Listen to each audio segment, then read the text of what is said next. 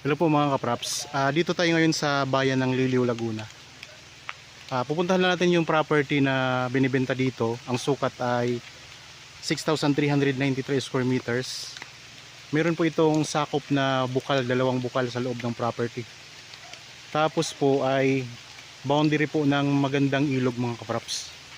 Itong barangay road mga kapraps. At ito lang po yung property. Ayan lang, tabing kalsada lang po. Naulan lang po tayo ngayon mga kapraps kaya ayan o, lakas ng ulan. Itong direksyon na to papunta yan sa town proper ng Liliw. Tapos ito yung property. Ayan. So sabi ko po mga kapraps, itong property ay mula dito sa kalsada ng Barangay Road, simentadong Barangay Road, ay medyo pa-slope pa siya. Pa-slope po siya mga kapraps. Kaya kailangang tambakan para makapasok yung sasakyan nyo sa loob ng property. Meron na ditong linya ng tubig at saka malapit lang po ang poste ng kuryente dito. Tapos dito po, papunta pa po yan sa ibang barangay ng Liliw. Marami po pong mga barangay dyan.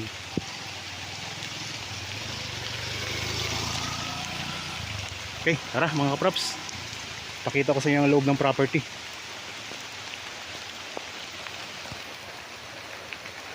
Dito po tayo ngayon sa loob ng property na mayroong kasamang bukal.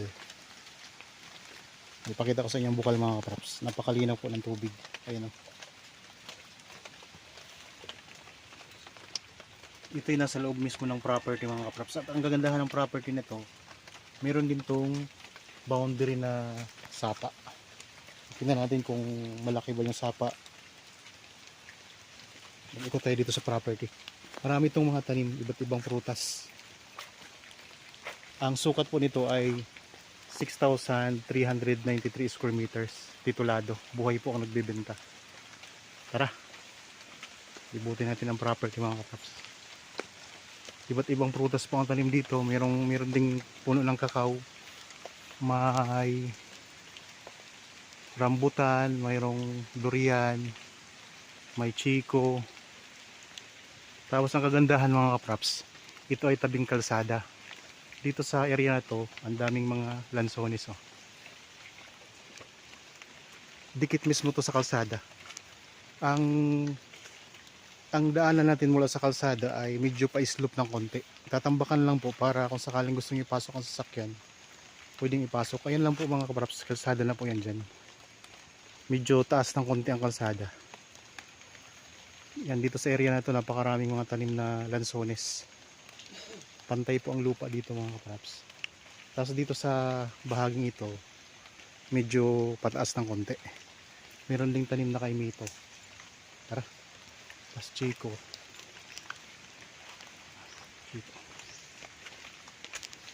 Punta tayo doon sa may sapa.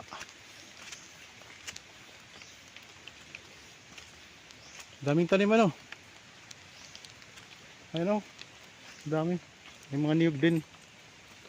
Itong kaimito, wala palang bunga.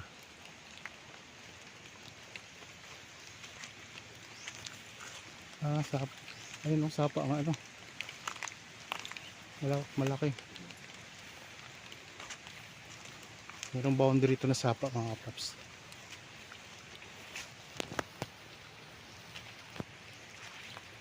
Dami mga prutas. Hanggang habang kayo po nagpapahinga sa inyong bahay, samahan niyo po kami sa pag-ikot dito. Ako nga po pala si Bads, ang inyong kasama lagi sa mga virtual viewing sa mga property na pinapabenta sa amin. Daming lansones. Napakaraming lansones na talim nito. Yan, ikot ko lang ang camera mga kapaps para makita niyo ang palibot ng property. 6,393 square meters ito. Meron ding mga tanim na kawayan sa gilid ng property. Marami din siyang tanim na rambutan.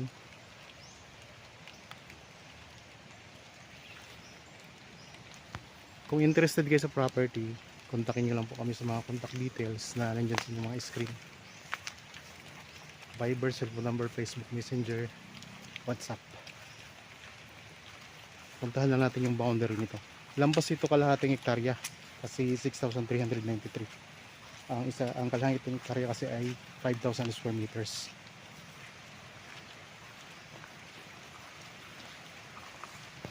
So hindi po pala sapa ang boundary nito mga kaprops. Ang boundary nito ay ilog. Magandang ilog. Yan, malapit na tayo.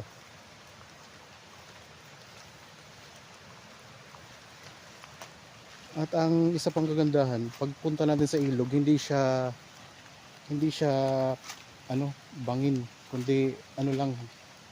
Ayan lang oh, ilog na kasi yan.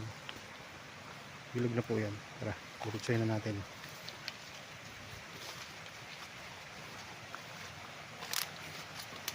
Medyo maulan po ngayon. Kaya kung mapapansin nyo ay basa po yung mga halaman.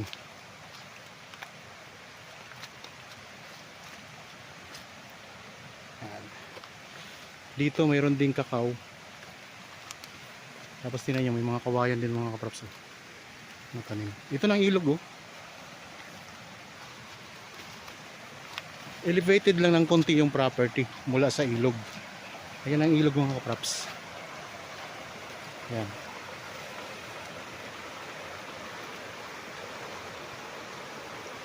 Ayan, medyo malabo ang tubig ngayon kasi naulan po kasi. Kaya malabo ang tubig. Lalapit tayo ng konti. Ayan mga kaprops.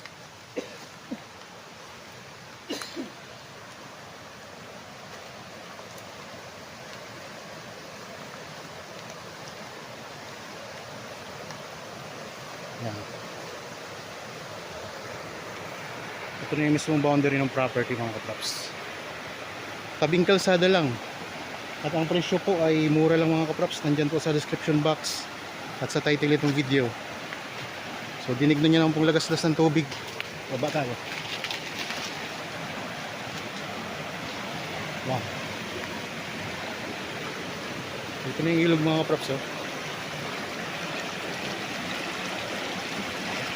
Ito yung pinaka-boundary ng property. May mga kawayan po. Ito po yung property mga kaprops. Yan. Ito yung 6,393. So tabi po mismo ng magandang ilog. Mga buyers po natin ngayon naghahanap ng property na may ilog. Ito po, tingnan nyo. Ang ganda nito.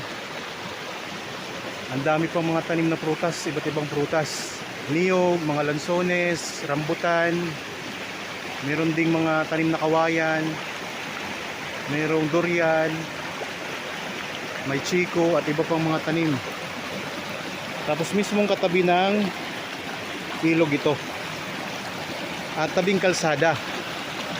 Mula sa kalsada mga kaprops, medyo pa-slope yung property galing kalsada. Kaya kailangan natin tambakan ng konti para masemento natin ang kalsada at makapasok po yung sasakyan sa loob mismo ng property.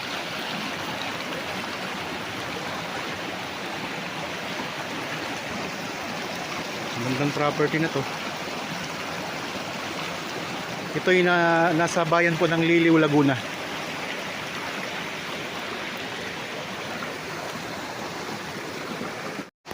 Yan. Okay, isang tingin pang kaprops, ipakita ko yung ilog ha, yan ang ganda. Itong kabilang ito, hindi na po yan sakop ng property mga kaprops. Hanggang dito lang tayo. Ito. Ang distansya po nito sa town proper ng Liliw ay nasa 6 minutes travel time lang po. So wala pa nga yata mga 4 to 5 minutes lang yata mga kaprops eh. Napakalapit lang po nito sa town proper. Yan, ito yung property. Balik na po tayo doon sa loob.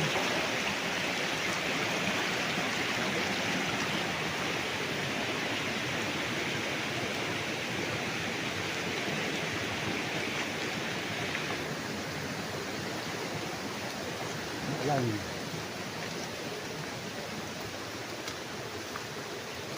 Okay, kunting akyat lang.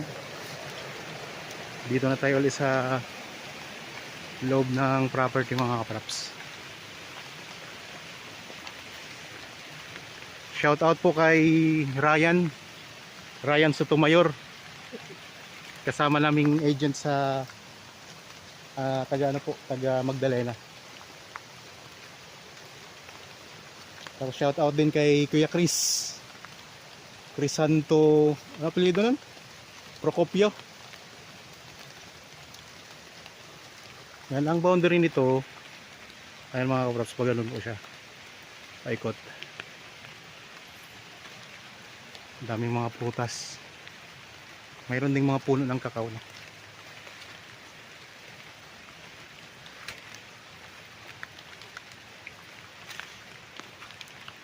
Bukod sa may sakop siya o may boundary siyang ilog, meron pa siyang sakop na bukal. Wala na tayong problema sa tubig dito. Tapos ang kuryente naman, malapit lang din po ito sa, o may malapit lang po ditong poste ng kuryente.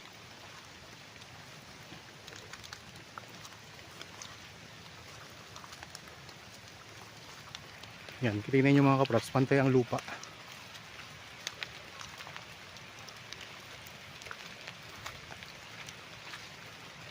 Sa mga viewers po natin ngayon na mayroon ding property na gustong ibenta at wala po kayong mahanap na buyer, pwede namin kayong matulungan mga kaprops. Kontakin nyo lang po kami kapag nandito kayo sa lalawigan lang ng Laguna. Pupuntahan po namin yung property ninyo para po makuha na ng video. At mahanapan po natin ng potential buyer mga kaprops.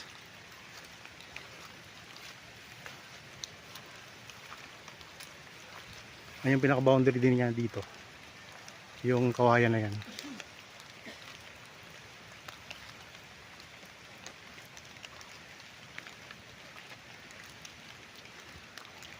Yun lang ang kalsada mga kaprops. Medyo pa akyat ng konti ang kalsada.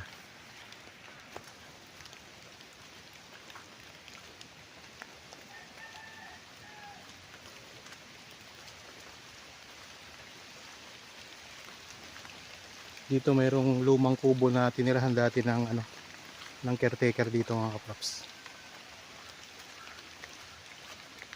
Tapos mayroon ding bukal dito, dalawa kasi ang bukal dito, no? Dalawa. Yan, dyan po ang magiging kalsada natin mga kaprops.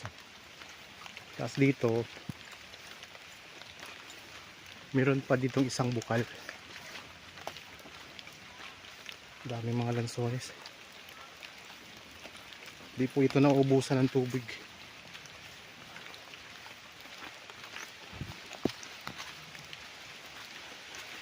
Yan, tingnan yung mga kaprops. Yan, tuloy-tuloy lang ang tubig. Dire-diretso lang halos ng tubig. Ang galing po yan sa bukal, nilagyan na lang nila ang tubo para mabilis ang pagkuha, pag-igib. Yan pa.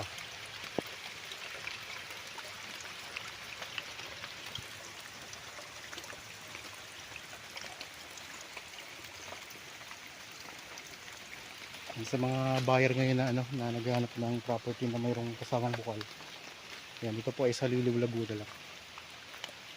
Ang Liliw Laguna ay katabi ng Nagcarlan, Magdalena, Mayhay, malapit lang din po sa Santa Cruz.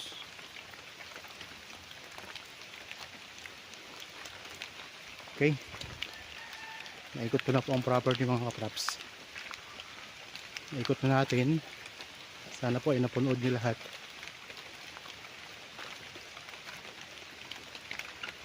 Yan, dito po yung boundary naman sa kabila. So ayusin lang talaga yung sa tabing kalsada para makapasok yung sasakyan ninyo. Okay. Dito ulit tayo sa bukal na pinakita ko na kanina sa inyo, tabi ng kakao.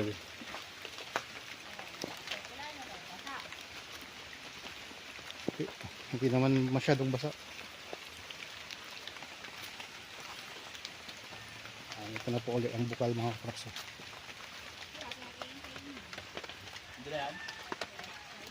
Okay, yan ang boundary.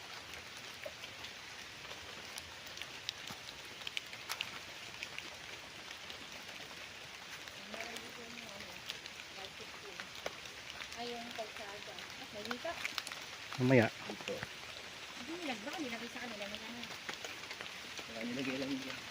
Okay mga kaprops, naikot na natin ang buong property.